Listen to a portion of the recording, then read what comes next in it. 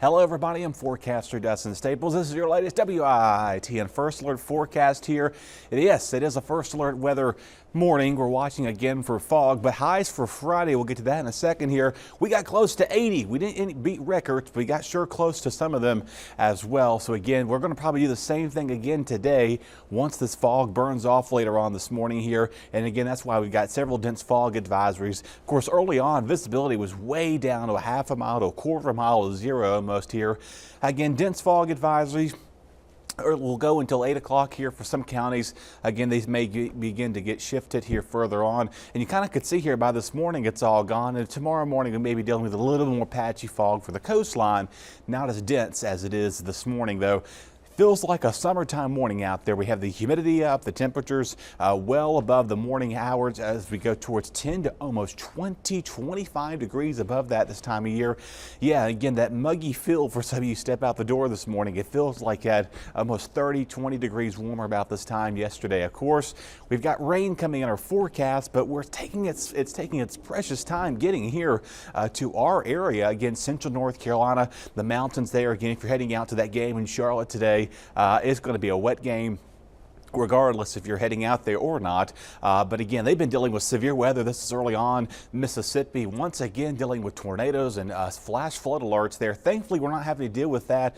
But you see where all the rain setup has been heavy rainfall here from anywhere between Georgia, Alabama, Mississippi, even portions of southern Tennessee it is. So definitely something to see. And then the quiet side, that right there too, that cold air is going to be ushering its way in as we go towards later on tomorrow morning. So again, today's looking good. Once we get the fog out of here, showers start to dissipate here as you go to the midnight hour, and then you're thinking, okay, are we going to actually see rain? We will by the sunrise tomorrow morning. It hangs on to about early morning hours. By noontime, eventually that's all out of here. Of course, our mountains will most likely see some snow out of that, but of course nothing that's going to be accumulating to anything significant.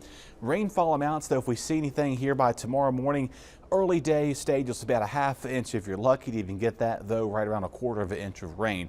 And then the winds pick up. We have the winds, everything happening all at once over the next few days to come. So that south breeze turns out of the north here, here. We continue to hold that play as we go towards much of Sunday, even by Monday morning as well. Though the winds will be in the single-digit categories, it'll still be quite chilly with that gusty breeze out there as well. Definitely something to keep notice about as you go towards the next couple of days. Those gusts between 20 and 30 miles an hour.